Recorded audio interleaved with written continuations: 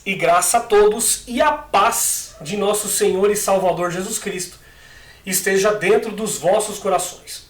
Hoje nós vamos fazer uma análise aqui de um testemunho que foi contado recentemente na congregação cristã no Brasil sobre casamento. E aí nós vamos tecer alguns comentários sobre esse testemunho, ok? Então vamos começar aqui a irmã contando sobre alguma coisa que aconteceu no meio do casamento dela. Deus seja louvado. Amém. Agradeço a Deus pelo perdão dos meus pecados e pela coroa de vida eterna que o Senhor me oferece. Se eu for uma filha firme e fiel até o fim, agradeço pelo lar de paz, pelo esposo, pelos filhos que o Senhor tem me dado. Estava na hora da oração, o Senhor tocou fortemente de contar uma obra. O Senhor fez há uns 2 meses atrás. Eu estava no serviço e meu esposo fez uma brincadeira comigo, e o inimigo é sujo, e qualquer porta, a brecha que ele encontra, ele entra. Então aqui, ela começa a narrar. Primeiro ela agradeceu a Deus pelo perdão dos pecados, pela vida eterna, enfim. Isso é o ritual do povo da congregação. Eles fazem esse ritual a cada testemunho. Então ela começa a narrar que o marido dela fez uma piada, uma brincadeira com ela de mau gosto. E ela ficou muito chateada, e ela já estava no serviço. Nós não sabemos se ela trabalha com o marido ou não. Mas uma coisa é certa, ela ficou muito chateada. E ela vai começar a contar que ela ficou tão chateada que ela não conseguiu perdoar o marido. Mas aí também ela conta que quando se dá uma brecha para o inimigo entra e faz festa. Então a culpa é do inimigo. A culpa nunca é do marido diretamente, ou da esposa diretamente. A culpa é do inimigo que fez festa. Então o ancião, ele ensina para a irmandade que culpa é do diabo, não é do povo. O povo erra e culpa é do diabo. Certo? Inclusive existe uma regra na congregação, né? Inclusive um ensinamento, inclusive no próprio inário consta na doutrina da congregação que o povo é obrigado a crer no diabo, na existência pessoal do diabo. Isso é a doutrina da congregação. Eles impõem que você é obrigado a crer na existência pessoal do diabo. Então não é mais uma trindade, por exemplo, que eles acreditam. São 4 poderes: Pai, Filho, Espírito Santo e o diabo. Porque se eu tenho que acreditar no diabo, então ele tem o mesmo poder dos demais. Certo?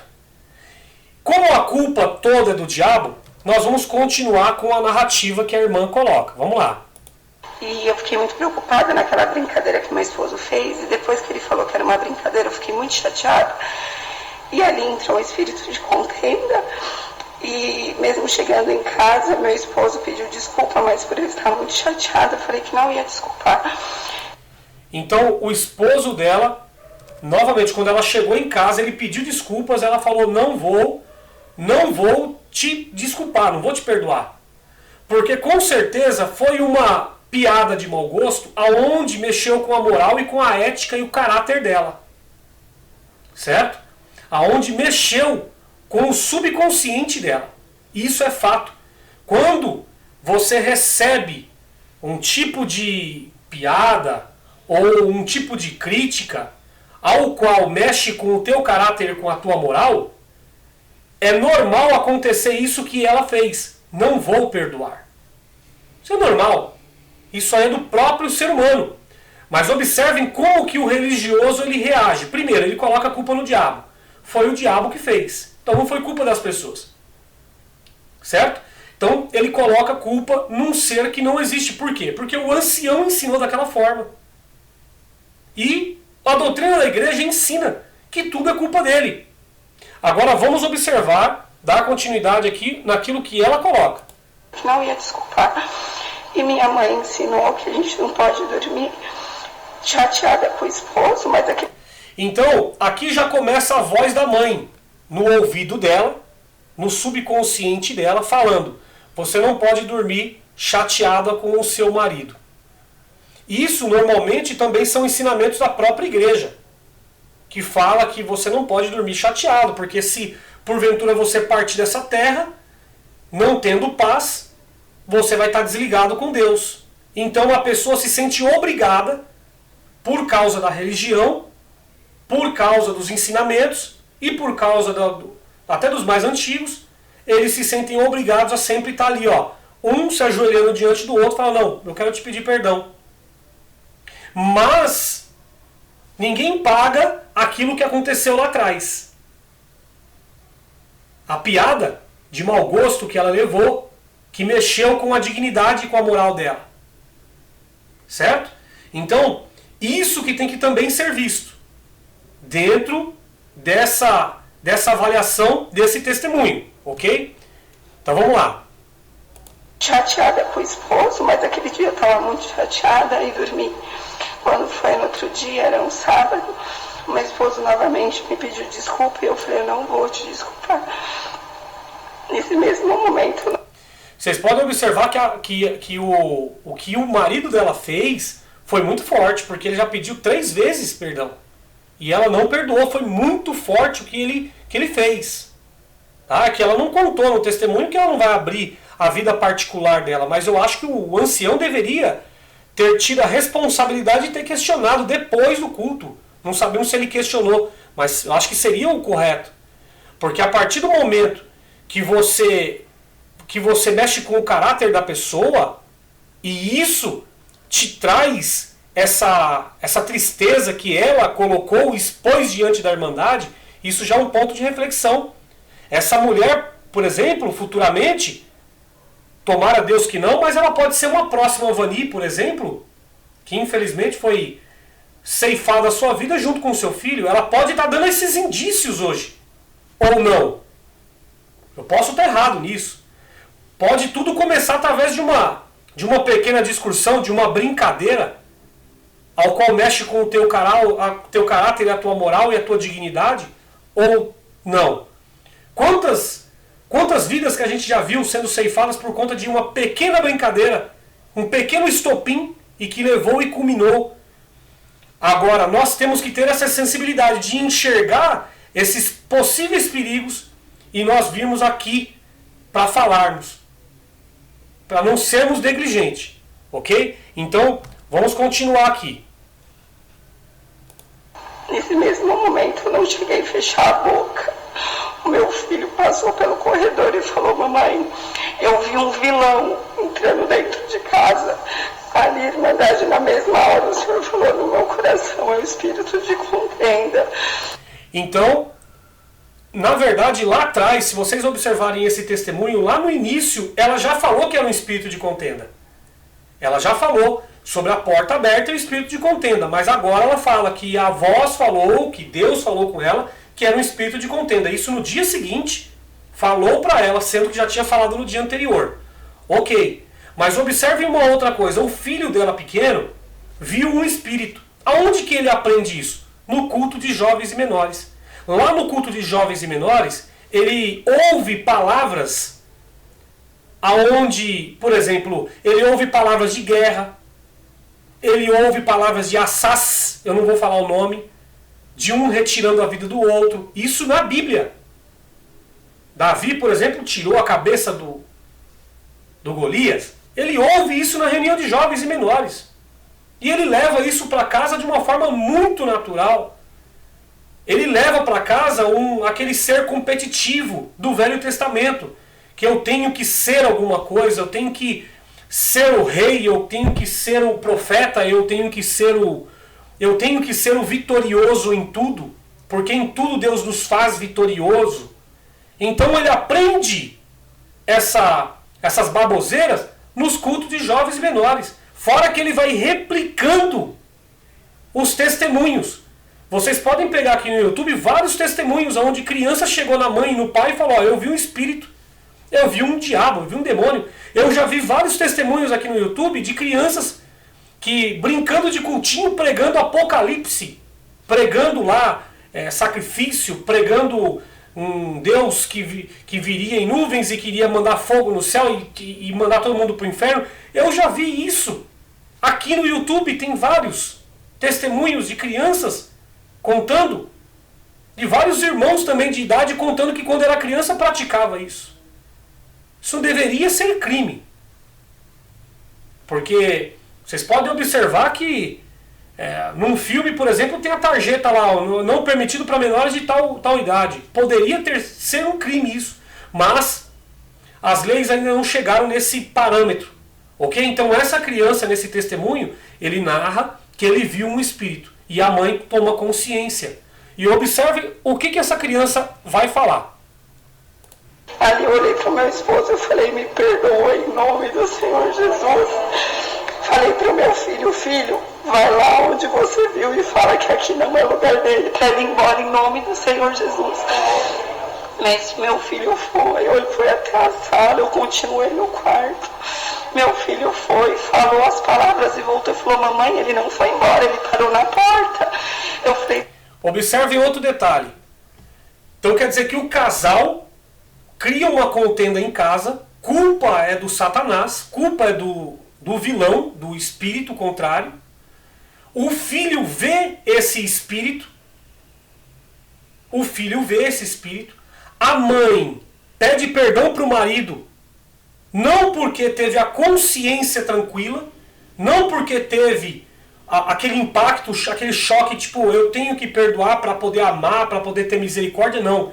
Ela perdoou da boca para fora porque o filho trouxe a informação que viu um espírito em casa. E aí sabe o que ela faz? Ela coloca o filho para confrontar o espírito. Ela coloca o filho numa situação de perigo mental, de conflito mental. Vai lá, filho, expulsa esse espírito. Vocês entenderam o quão complexo é essa história? É um complexo, é um emaranhado essa história. Isso é o que se aprende na congregação. E aí as crianças, elas crescem com essa mentalidade, com essa cabeça, sabe? Medo disso, medo daquilo outro. Espírito aqui, espírito acolá, diabo ali. Não faça isso, não faça aquilo, porque você vai pecar, você vai errar, o diabo. É essa crença que inclusive está na doutrina da congregação, que você tem que reconhecer o Pai, o Filho e o Espírito Santo e também o diabo. Vamos lá. Eu falei, fala para ele ir embora agora, em nome do Senhor Jesus, que o lugar dele não é aqui. Meu filho voltou para mim e falou, mamãe, ele foi embora. Eu falei, filho, ele foi pela porta? Falou, não, mamãe, ele atravessou a parede. Ali, Irmandade, eu vi que o Senhor tem dado o dom da visão para o meu filho. Glória a Deus. Então aí vocês podem observar, né, que o filho ele já começa a ter alguns transtornos psicológicos e ela vê isso como um dom. E o filho já começa a ter, desde o início da sua infância, ele já começa a ter alguns transtornos, bipolaridade, transtornos, visões do nada, sendo que ele aprendeu isso na reunião de jovens menores. Onde que ele aprendeu isso? Foi do berço? Ele veio ao mundo já aprendendo que um espírito passa pela parede? Não, ele aprende isso dentro do culto de jovens. E os seus pais ensinando isso por intermédio de troca de informação. Certo? Então, olha como que essa criança é exposta a esse trauma mental. Vamos lá.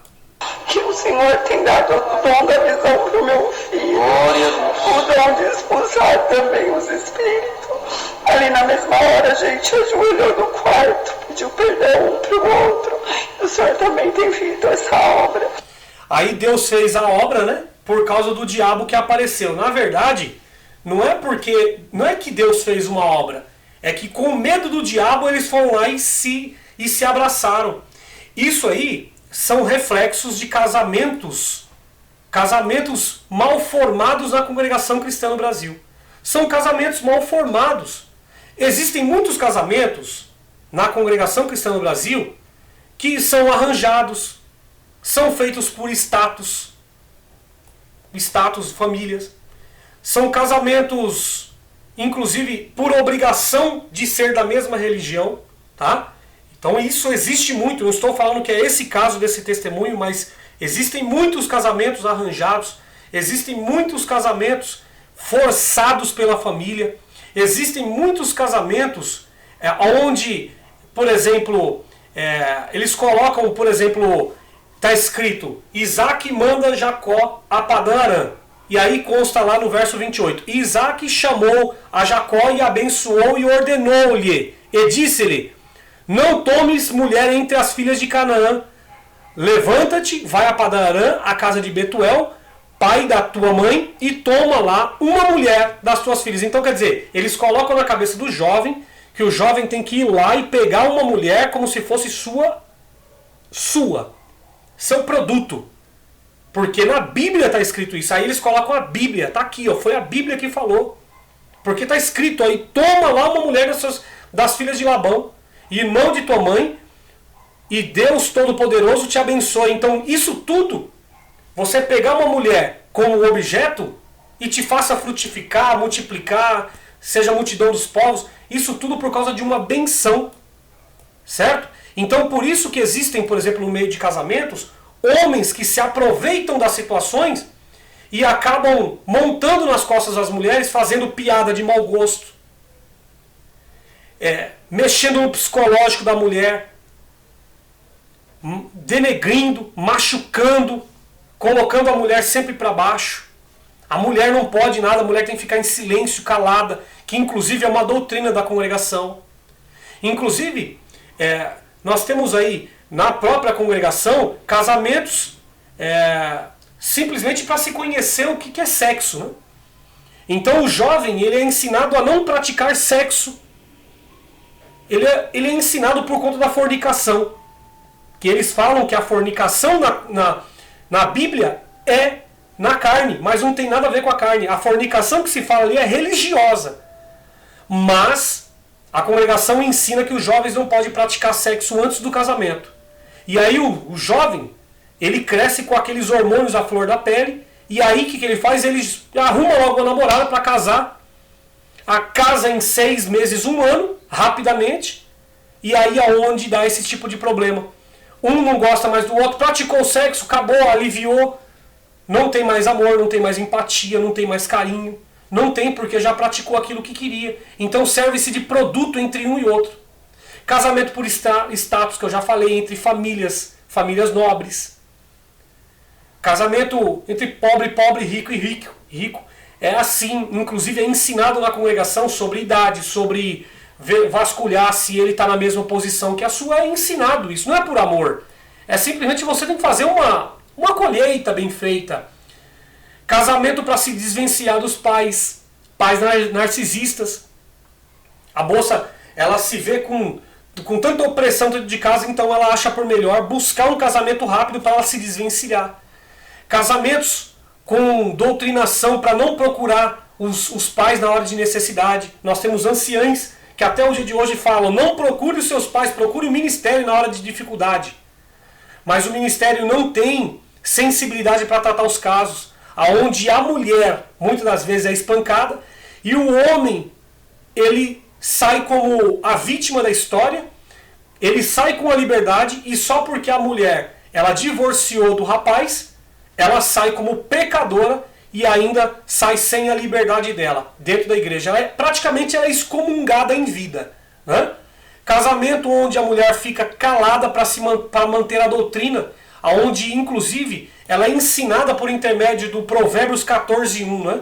Tudo é Provérbios 14:1. A mulher sábia edifica a tua casa, mas a louca destrói. Provérbios 14:1. Eles jogam isso na cara da mulher. Então seja sábia. A mulher sábia, ela tem que segurar a bronca, ela tem que ficar calada, ela não pode falar nada. Entende? É o que essa mulher fez. Ela seguiu o que a congregação fala, mas não é o que a lei fala. A lei não fala isso. A lei não fala isso. E aí, nós temos aí, por exemplo, relatos. Eu tenho um relato aqui, ó. O tio da minha amiga, esse relato está no canal da irmã Jaque Souza. O tio da minha amiga, da CCB, da cidade de... Aí ela coloca o nome da cidade. Molestava ela. Abraçava e esfregava as partes íntimas, pegou nela e agarrou quando ela tinha 8, 9 anos. E ele aparentava o melhor marido do mundo para a tia dela. Tinha cara de bonzinho, trabalhador, ia na igreja. Depois de muitas traições, a tia dela pediu divórcio e foi mal vista na igreja. Tá vendo? Como que a mulher é tratada dentro da igreja porque ela vai procurar a lei? Aí tem um outro relato. Meu pai me surrava direto. Minha mãe tinha muito medo dele. Tinha 3 personalidades. Em casa, o agressivo. Na rua, com as outras, o bonzinho. E na igreja era o cooperador fervoroso. Certo, pessoal? Então eu trouxe esse testemunho aqui para vocês, para a gente poder entender o cenário que é a congregação cristã no Brasil. Não são todos os casamentos, mas a grande maioria dos casamentos é assim. A mulher tem que suportar, porque eles falam que tem que suportar a sua cruz até o final, tá? A mulher tem que ficar calada, porque está escrito, eles usam as escrituras falando que a mulher sábia edifica a sua casa e a louca destrói. Entende? E nada o homem é culpado. Sempre a culpa é do diabo. Certo? Se você gostou desse vídeo, compartilhe nas suas redes sociais, no Facebook, no Instagram, no WhatsApp. Deixe o seu like, ative o sininho das notificações e também se inscreva no canal. Deus abençoe a cada um. Paz e graça a todos.